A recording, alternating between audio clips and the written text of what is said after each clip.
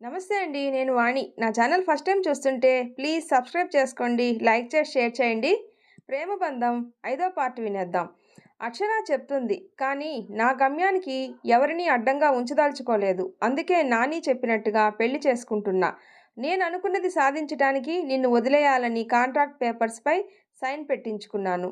ఈ కాంట్రాక్ట్ విషయం మా నానికి తెలియదు. అసలు మా నాని ఇంతవరకు నా జీవితంలోకి చివరికి నా ఫ్రెండ్స్‌ని ఆమె సెలెక్ట్ చేసింది. అలాంటి నిన్ను సెలెక్ట్ చేసి మరీ నా భర్త నీ చెయ్యాలి అనుకునింది. అదే అనేసరికి నీ మీద నాకు ఒక రకమైన మంచి ఒపీనియన్. ఓహ్! మీ నాని చెప్పింది అని చేసుకున్నావు. మీ నాని చెప్పింది అని కాపురం చేయాలనుకుంటున్నావు. అంతేగా? అంటూ ఫేస్ అదోలా పెట్టి అడుగుతాడు హర్ష. అవును అంటుంది అక్షర. మరి ఇదంతా నన్ను నమ్మి నాకెందుకు చెప్పావు? మీ నాని చెప్పమన్నదా?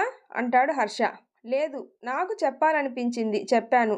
నాని నీపై పెట్టుకున్న నమ్మకం, నువ్వు నా మీద పెంచుకున్న ప్రేమ, ఇదంతా నన్ను కూడా నిన్ను నమ్మేలా చేసింది. అందుకే ఇదంతా చెప్పాను నీకు. హర్ష, ఒకటి చెప్తున్నా విను. నేనెప్పటికీ నీకు ఒక మంచి భార్యని కాలేను. ఎందుకంటే నా గమ్యం వేరు. దాన్ని సాధించేదాకా నాకేదీ వద్దు. ఆ ప్రయత్నంలో నేను ఎంతవరకు పోతానో నాకే తెలియదు. చివరికి ఉంటానో చనిపోతానో కూడా తెలియదు. అనేసరికి హర్ష వెంటనే తన చేతిని అక్షర నోటికి అడ్డంగా పెట్టేస్తాడు. ప్లీజ్ ఇంకోసారి అలా మాట్లాడకు. మీకు జరిగిన యాక్సిడెంట్లో నువ్వు మాత్రం మిగిలావు అంటే నువ్వు చేయాల్సింది ఏదో ఉండే ఉంటుంది. కాబట్టి ధైర్యంగా పోరాడు అంతే, కానీ చనిపోవటం లాంటి మాటలు వద్దు అంటాడు హర్ష. నేను చెప్పేది పూర్తిగా విను. నాని నేను ఎందుకు ప్రెగ్నెంట్ అని చెప్పింది అన్నది తెలియదు. టైం వస్తే గానీ ఆమె ఏమీ చెప్పదు. ఈ విషయాల మధ్యలో నువ్వు నా బిడ్డ నలిగిపోవటం నాకిష్టం లేదు. అందుకే బిడ్డ పుట్టాక నువ్వు వాడిని తీసుకొని వెళ్ళిపో అంటుంది. ఆ మాటకి గట్టిగా నవ్వుతూ అవునా, సరే బిడ్డేది ఇవ్వు, ఇప్పుడే వెళ్ళిపోతా అంటాడు హర్ష. హర్ష, నేనింత సీరియస్గా చెప్తే నీకు జోక్లా ఉందా అని కోపంగా ఫేస్ పెట్టి అంటుంది అక్షర. మరి జోక్ కాకపోతే ఏంటి? అసలు నువ్వు ప్రెగ్నెంట్వే కాదు, మళ్ళీ ఇందులో బిడ్డను తీసుకొని వెళ్ళిపోవాలంట అంటూ మళ్ళీ నవ్వుతాడు. ఇప్పుడు లేదు నాకు తెలుసు, కానీ వస్తుంది. ఏ నీ వల్ల వీలు కాదా అంటుంది మళ్ళీ అక్షర. అదిగో అలా అంటేనే నాకు మండుద్ది. నేను కాంట్రాక్ట్లో సైన్ చేశాను. నా పని నేను ఎలా అయినా కష్టపడి కంప్లీట్ చేసేస్తా. ఒకసారి పనిలో పడితే నాకు రాత్రి పగలు తేడా ఉండదు. కంప్లీట్ చేసేదాకా ఊరుకోను. I am very hard worker you know అంటూ ఆమె వైపు నడుస్తూ ఉంటాడు. అక్షర వెనక్కి వెనక్కి వెళ్తూ బెంచ్ తగిలి ఆగిపోతుంది. హర్ష నెమ్మదిగా ఆమెను చేరి స్టార్ట్ చేయనా మేడం అంటాడు ఆమె చెవిలో. నో ప్లీజ్ వద్దు అంటూ కళ్ళు మూసుకుంటుంది అక్షర. కాసేపటికి ఆమె గాల్లో తేలుతున్నట్టుగా ఉండేసరికి కళ్ళు తెరిచి చూస్తే హర్ష ఆమెను ఎత్తుకొని మెట్లు ఎక్కుతూ పైకి తీసుకొని వస్తాడు. అలా వాళ్ళ బాత్రూంలోకి ఎంటర్ అయ్యాక కిందకు దించుతాడు. అప్పటికే ఆమె హర్షను అలానే చూస్తూ ఉంటుంది. హర్ష ఆమె ముఖంపై చిటిక వేసి హలో, నా అందాన్ని చూసి మైమరిచిపోయింది చాలు అనగానే కళ్ళు కిందకు దించి వెంటనే తేరుకొని బయటికి పరిగెత్తి వెళ్ళిపోతుంది. హర్ష నవ్వుకొని షవర్ ఆన్ చేసి దాని కింద నిలబడి అక్షర తనకి తెలిసింది చెప్పింది. పూర్తిగా ఏం జరుగుతుందో తెలుసుకోవాలి. అసలు తన అక్షరాకి ఇలా జరగటానికి కారణమైన వారిని మాత్రం ప్రాణాలతో విడిచిపెట్టకూడదు అని పిడికిలి బిగిస్తాడు. తన తల్లిదండ్రుల పక్కన స్వచ్ఛంగా, అందంగా, అమాయకంగా ఉండే పిల్లని ఎలా చేసేశార్రా, అంతటికీ తిరిగి ఇస్తా మీకు అనుకుంటూ స్నానం పూర్తి చేసి డ్రెస్ తీసుకోకపోవడంతో టవల్తోనే బయటికి వస్తాడు. స్నానం చేసి బట్టలు లేకపోవడంతో టవల్తో బయటికి వచ్చిన హర్షని అలా చూస్తూ ఉంటుంది అక్షర. తన చూపు గమనించిన హర్ష నవ్వుకుంటూ ఏమీ తెలియనట్టుగా వార్డ్రోబ్ తీసి తన డ్రెస్సు తీసుకుంటూ ఉంటాడు. ఏంటి బంగారం, నేను డ్రెస్సు వేసుకోవద్దా, ఇలానే ఉండిపోనా అంటూ ఆమె వైపు తిరుగుతాడు హర్ష.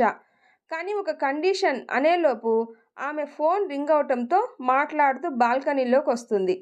ఏదో సీరియస్గా మాట్లాడి ఫోన్ పెట్టేశాక మరొక ఫోన్ వస్తే మాట్లాడి ఓకే చెప్పి లోపలికి వస్తుంది. అప్పటికే హర్ష నైట్ డ్రెస్ వేసుకొని తన సెల్ చూస్తూ ఉంటాడు. లోపలికి వచ్చిన అక్షర ఓ డ్రెస్అప్ అయిపోయావా అనేసరికి ఏ ఫ్రీ షో ఎంతసేపు అని చూస్తావు, నీకు బాగానే ఉందేమో, నాకు అలా ఉండడానికి చిరాగ్గా ఉంది, పోనీ నువ్వు తోడు ఉన్నా బాగుండేది అంటూ నవ్వుతాడు. ఓయ్ ఏదేదో ఊహించుకోకు, ముందు చెప్పేది విను. మా ఫ్రెండ్సు పెళ్ళి అయినందుకు పార్టీ అడిగారు, వెళ్దామని రెడీ అవ్వమని చెప్తాము అనేలోపు నువ్వు వేరే డ్రెస్ వేసేసరికి అలా అన్నాను అంటుంది అక్షర. ఓ అదా, అయినా పెళ్ళేగా అయింది, ఆ మాత్రానికే పార్టీ ఎందుకు అంటూ మూతి తిప్పుతాడు హర్ష. కావాలంటే నువ్వు వెళ్ళు, నాకు మూడ్ లేదు అంటాడు. పెళ్ళి పార్టీ అంటే వైఫ్ అండ్ హస్బెండ్ ఇద్దరు ఉండాలి, పద వెళ్దాం అంటూ హర్షాన్ని పట్టి ఊపేస్తుంది. నాకు తెలియక అడుగుతాను, ఒక సంవత్సరంలో విడిపోయే మనకి ఈ పార్టీలు అవసరం అంటావా? అండ్ ఆ ఫ్రెండ్స్ కూడా మీ నాన్నమ్మ నీ కోసం ఏర్పాటు చేసిన స్పైల్ అయి ఉంటారు, వాళ్ళతో ఏం ఎంజాయ్మెంట్ ఉంటుంది చెప్పు. అక్షర విడిపోవటం అనే మాట దగ్గరే ఉండిపోయి బాధపడుతూ ఉంటుంది. వెంటనే లేచి డోర్ తీసుకొని బయటికి వెళ్ళిపోతుంది. అంత ఫోర్స్గా లేచి ఏం మాట్లాడకుండా వెళ్ళిపోయింది అని హర్ష కూడా ఆమె వెనకే వెళ్తాడు. కిందికి వెళ్ళేసరికి అక్షర కనిపించదు. గౌతమ్ అక్కడే హాల్లో ఐప్యాడ్లో ఏదో గేమ్ ఆడుకుంటూ కనపడతాడు. రే బామ్మర్ది, సారీరా, ఇందాక మీ అక్క ఏదో మూడ్లో అలా అనేసిందిరా, నువ్వు ఫీల్ కాకురా అంటుంటే గౌతమ్ నవ్వేస్తాడు. ఏరా అలా నవ్వుతున్నావు? నవ్వకపోతే ఏం చేయమంటావు బావా? ఈ 2-3 రోజుల్లోనే అది నీకు అర్థమైతే ఇన్ని సంవత్సరాలుగా కలిసి ఉంటున్నావు, దాని గురించి నాకు తెలీదా? అదంతా మాకు మామూలే.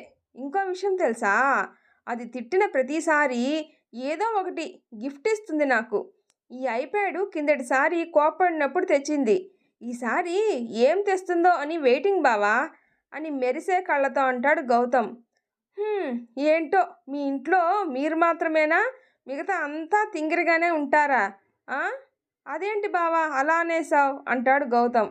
మరేమనాలిరా, అదేమో సంతోషంగా ఉందామంటే ఫ్లాష్ బ్యాక్ చెప్పి పోతా పోతా అంటుంది. పోనీ బాధలో ఉన్నా నీతో మాట్లాడదామంటే నువ్వు అసలు బాధపడలేదు అంటున్నావు. సరేలే, ఆ తింగర్ది ఎక్కడుందో చూసొస్తాను అంటూ ఇల్లంతా తిరిగినా ఎక్కడ కనపడక ఆయాసపడుతూ మళ్ళీ గౌతమ్ దగ్గరికి వచ్చి కూర్చుంటాడు. ఏమైంది బావా, అక్క దొరకలేదా అంటూ నవ్వుతూ అడుగుతాడు. రే, నాకు దొరకదని నీకు ముందే తెలుసు కదా, అయినా ఎందుకురా తిరుగుతూ ఉంటే చెప్పలేదు? ఇల్లు ఏమైనా చిన్నదనుకుంటున్నావా?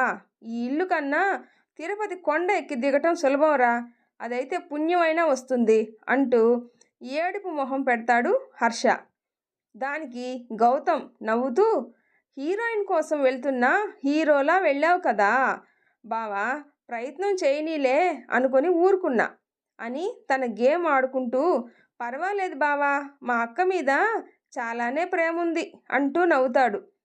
తప్పులేదురా, ఇల్లరికం వచ్చినందుకు ఈ మాత్రం ట్రీట్మెంట్ లేకపోతే ఎలాలే అంటాడు. నువ్వు చెప్పరా ముందు అంటూ ఐప్యాడ్ లాక్కొని నిలబడతాడు హర్ష. ఇచ్చే బావా ప్లీజ్, గేమ్ పోతుంది అంటూ ఐప్యాడ్ కోసం విశ్వ ప్రయత్నాలు చేస్తాడు. ఇంతలో సుమతి అక్షర పిన్ని వచ్చి, ఇంకెక్కడికి వెళ్తుంది బాబు, పబ్కే వెళ్ళి ఉంటుంది ఏంటి అని కళ్ళు పెద్దవి చేసి గౌతమ్ వైపు చూడగా గౌతమ్ కూడా అవును అన్నట్లు తల ఊపుతాడు. అయినా బాబు, ప్రేమించి పెళ్లి చేసుకున్నావు కదా, అమ్మాయి అలవాట్లు నీకు తెలియకపోవటం ఏంటి అని అడుగుతుంది సుమతి. వెంటనే హర్ష తేరుకొని, హా అది కాదత్తయ్య, నాతోనే గొడవ పడింది కదా, అందుకే నాకు తెలియని వేరే ఏదైనా ప్లేస్కి వెళ్ళి ఉంటుందేమో అని అడుగుతున్నాను అంతే అని అప్పటికి కవర్ చేసేస్తాడు. ప్లేసులు మారుస్తుందేమో కానీ పబ్బులు కాదయ్యా, ఏదో ఒక పబ్బులో దొరుకుతుంది చూడు, వాళ్ళ అమ్మా నాన్న చనిపోయినప్పటి నుండి అంతే ఇలా తయారైంది, ఎవ్వరి మాట వినదు. పాపం ఆ పెద్దావిడ మాత్రం ఎంతని చెప్తారు? అయినా కడుపుతో ఉన్న అమ్మాయి ఇప్పుడు కూడా ఇలా అంటే ఎలా చెప్పు? నువ్వైనా జాగ్రత్త తీసుకో, ఇక నీ ఇష్టం అంటూ వెళ్ళిపోతుంది సుమతి. ఆవిడ మాట్లాడే ఒక్కొక్క మాట హర్షకి బుర్ర తిరిగిపోతుంది. ఇంకోవైపు తిరిగేసరికి గౌతమ్ అనుమానంగా హర్ష వైపు చూస్తాడు. ఏంట్రా అని కళ్ళెగరేస్తాడు హర్ష. మీరు మా అక్క ప్రేమించుకోలేదు కదా బావా అంటాడు. అలాగే షాక్ అయిపోయి ఏం చెప్పాలా అని ఆలోచిస్తాడు హర్ష. సడన్గా అలా ఎందుకు అడిగావురా? అదేం లేదు, అక్కని ప్రేమిస్తే ఇలా ఉండదు. తను ప్రేమించిన వాళ్ళకి తనేంటో ఖచ్చితంగా తెలుస్తుంది. కానీ అనగానే అదేం లేదురా బామ్మర్ది, ఏదో చిన్న గొడవలేరా అంటూ తన రూమ్‌కి వెళ్ళిపోతాడు హర్ష. రూమ్‌కి వెళ్ళిన హర్షకి బుర్ర తిరిగిపోతుంది. అసలు ఏం జరుగుతుంది?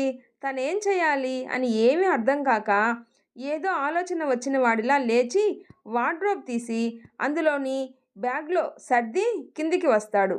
అక్కడే ఉన్న గౌతమ్ దగ్గరికి వెళ్ళి, "మీ అక్క ఇప్పుడు ఏ పబ్బులో ఉండుంటుందో చెప్పవా ప్లీజ్" అంటూ అడుగుతాడు. "నా డౌటు కన్ఫర్మ్ అని నాకు తెలిసిందిలే బావా. సరే కానీ ముందు చెప్పురా ప్లీజ్" అంటాడు హర్ష. గౌతమ్ పబ్బు పేరు చెప్పిన వెంటనే లేచి వెళ్ళిపోతాడు.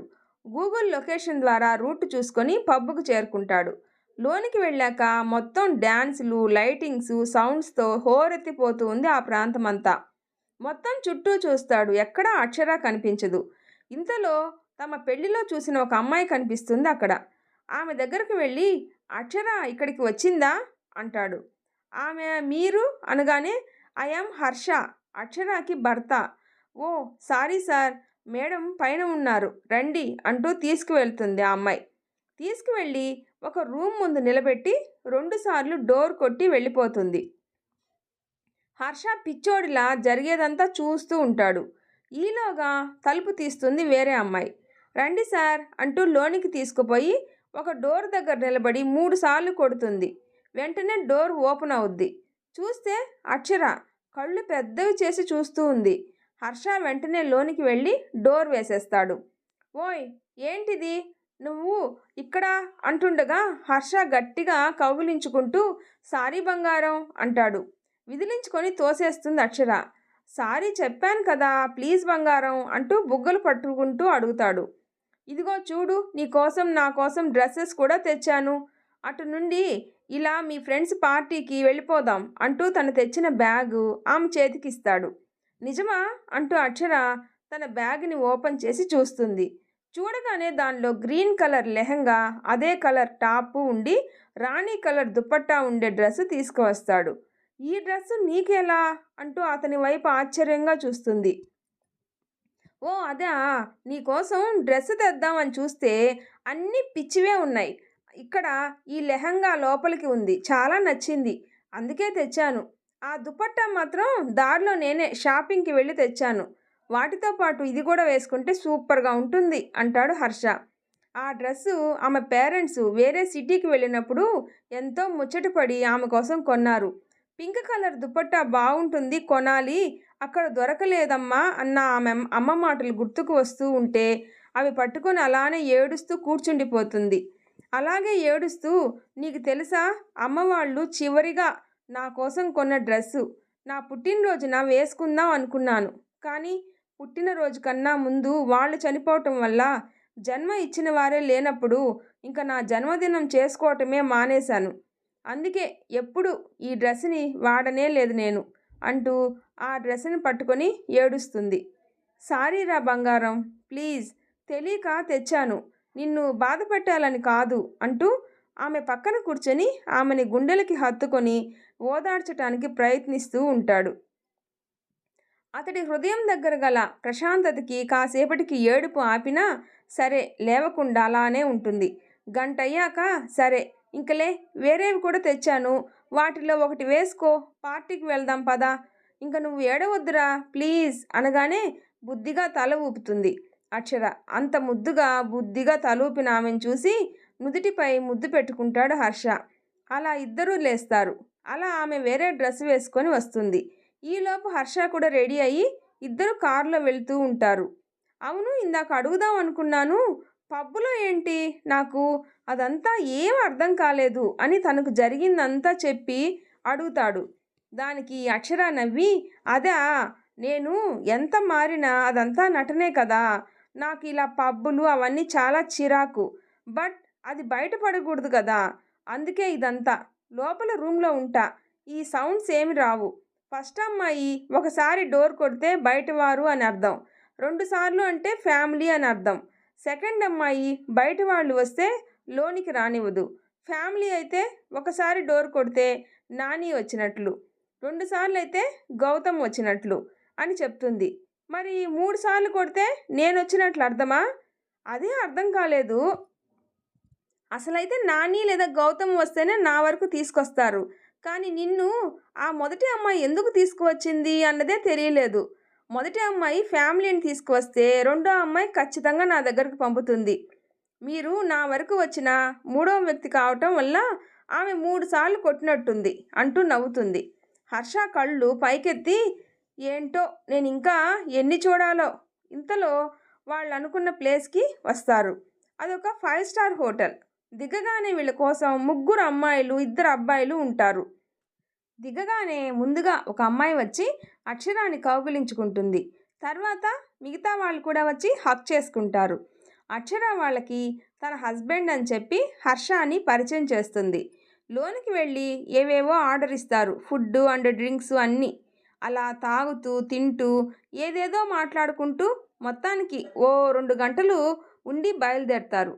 వెళ్లే ముందు ఆమె ఫ్రెండ్స్లో శిరీష అనే ఒక అమ్మాయి వెళ్ళొస్తా అన్నయ్య అంటూ చెప్పడం హర్షకి మరింత ఆశ్చర్యం కలిగింది.